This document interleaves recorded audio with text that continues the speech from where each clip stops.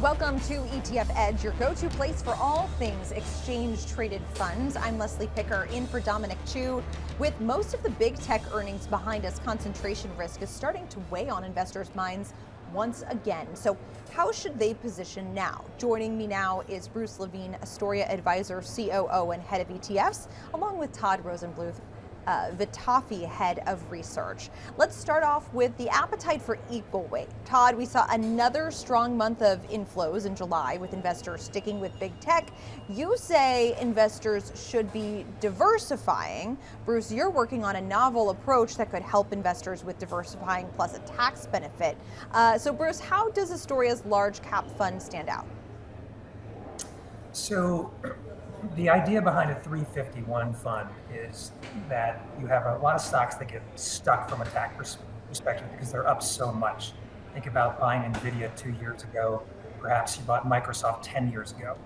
And so with a 351 fund, you can only at the launch of an ETF, you can transfer some of these securities into the fund and you'll get back shares in the ETF. And what you kind of transfer in is a basket unique to you that has some diversification as required by the law, but perhaps different diversification or less diversification than you're going to get when you get our fund back. Our fund will be a quantitatively managed active strategy designed to track the S&P 500. So, for a portfolio, let's say that has, 30% NVIDIA, you're going to get back a portfolio that maybe has, somewhere between 5 and 7% NVIDIA or something like that. So a very interesting tax tool for investors, and these are becoming quite popular. We have a fund, the ticker is LCOR, LCOR for large core, and we're launching it on October 1st, and we're seeing a lot of interest in it. Todd, why do you think investors should consider one of these funds, especially given, the tax benefits, the diversification element? I mean, is this the best way to get that kind of exposure? Well, there's lots of ways to get exposure to diversification and tax benefits. So ETFs in general are a tax efficient vehicle, so you don't pay capital gains unless you're buying and selling. So this is really focused for people who have a concentrated individual stock position and want to move that in instead of buying an ETF and holding it necessarily the same way. So what we've seen is that investors have been rotating and gravitating towards equally weighted ETFs. So Invesco has the S&P 500 equal weight ETF, RSP. Goldman Sachs has an ETF, GSEW, that's also equally weighted. You spread the 500 largest companies around for diversification. And we're also seeing people turn to more fundamentally focused ETFs that get the diversification because it owns some companies based on what fits into the portfolio. So Victory Shares, for example, has a free cash flow growth ETF, GFLW or GFlow, that is fundamentally focused, strong free cash flow and growth characteristics. You get diversification through that in a relatively new ETF format. So Bruce, given that we've seen just in some ways and at some points in time, historical levels of concentration for the S&P 500 and certain Mag 7 names, how does this strategy become more popular in light of all of that? As Todd mentioned, you move, say, an NVIDIA, which has run up a bunch, into one of these strategies, don't need to worry as much about capital gains taxes and the like. Is that kind of element of the market the key here? Yeah, I think of this as one tool in your tax toolkit, right? There are many others. There are ways to harvest losses. There are various things to do. But this one's unique because, on October 1st, if you join our fund, we're gonna solve your problem. And so I think the tech concentration you're referring to has really been the trigger for the popularity of the 351 fund. And we see it continuing. And now that the education is out there, people are using it for different reasons. Again, if they're overweight company stock, they might want to diversify. If they have legacy positions from years ago in a separately managed account that maybe don't reflect tomorrow's economy, they might want to swap out of those with no taxation and into our fund. So there's a lot of reasons we're finding that people are intrigued by this. They just really didn't know it's available. People are familiar with a 1031 in real estate. That rings true for a lot of people. This is sort of got a lot of similarities to that from the stock side. And Todd, you mentioned that you're seeing a lot of flows into equal weighted S&P funds. Is that kind of driven, you think, by this concentration risk that everyone is talking about, and that's a way to kind of garner more exposure to a diversified basket of stocks? Yeah, it's hard to see NVIDIA at 8% of the S&P 500, Microsoft not far behind at 7%, and not get concerned about how concentrated you are with an ETF like SPY or Vanguard 500 VOO. So people are looking to get the benefits of diversification. You can do that through an equally weighted approach that we talked about. You can also take advantage of the growing number of actively managed ETFs that have come to market. So stocks will be inside the portfolio because management has confidence that there's still more room to go. So we've seen firms like T. Rowe Price or Capital Group or Fidelity have a lot of success with actively managed equity ETFs. You might still find NVIDIA and Microsoft within the portfolio, but there's a expert manager who's there who's made that decision instead of it just running up because it's the largest company within the overall market.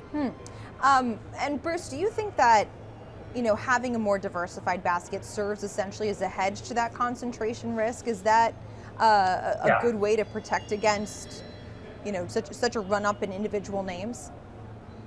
Absolutely. So, what Todd mentioned, I'm going to have to do a little plug for our solution to the over concentration risk, which is an ETF called, the ticker is ROE. It's our Quality Kings. And so we launched this because we were building ETF portfolios. We got very concerned about the overweight, but we didn't like the fact that the equal weight 500, when you invest in it, you become extremely underweight tech, maybe 15% versus 35 for the benchmark. So we created a quality screened universe, and then we choose from that universe and we equal weight 100 names, and we make sure to match the sector weights of the S&P. So if the S&P is 35%, we're 35%. And that's been a very strong strategy for us and has done very well against the traditional equal weighted.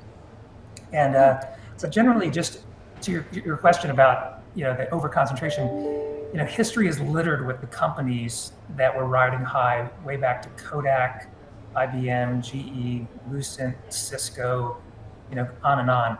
And so what we would tell advisors, their clients are often giddy right now because of what's happened with NVIDIA and Microsoft and others.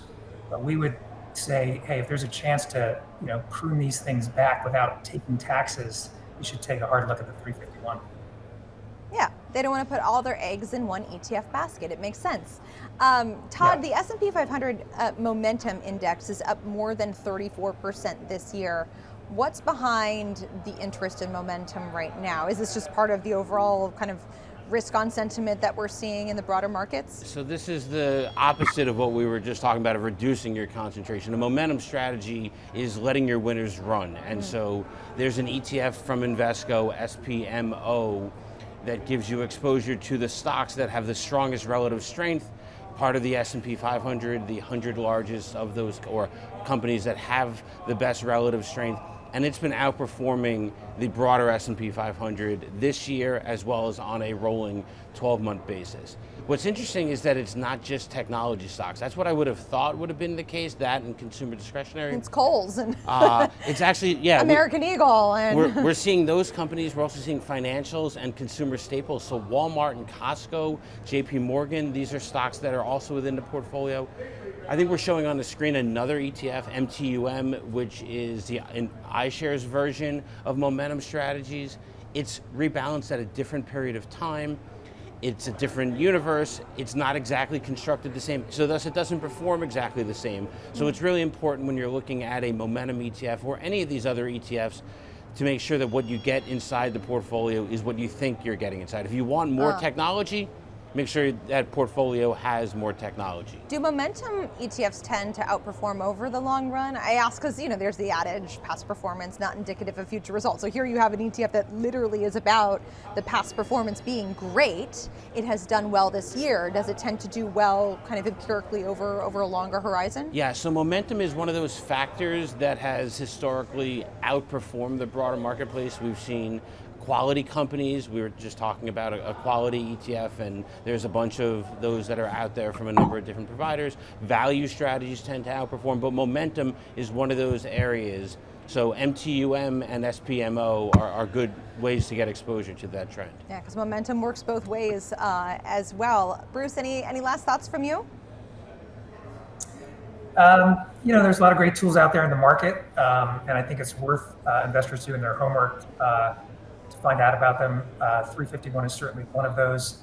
If you visit us at AstoriaAdvisors.com, there's lots of information, and we'd love to talk to you. All right, wonderful. Well, my thank you to Bruce Lavine of Astoria Portfolio Advisors, Todd Rosenbluth of VettaFi. You can catch our shows and all our other content at etfedge.cnbc.com. Thank you for watching. Get the ABCs of ETFs with the ETF Edge newsletter. Your weekly update on the hottest trends, expert analysis, actionable ideas, and exclusive insight from top industry experts. Sign up now at cnbc.com/ETF Edge newsletter.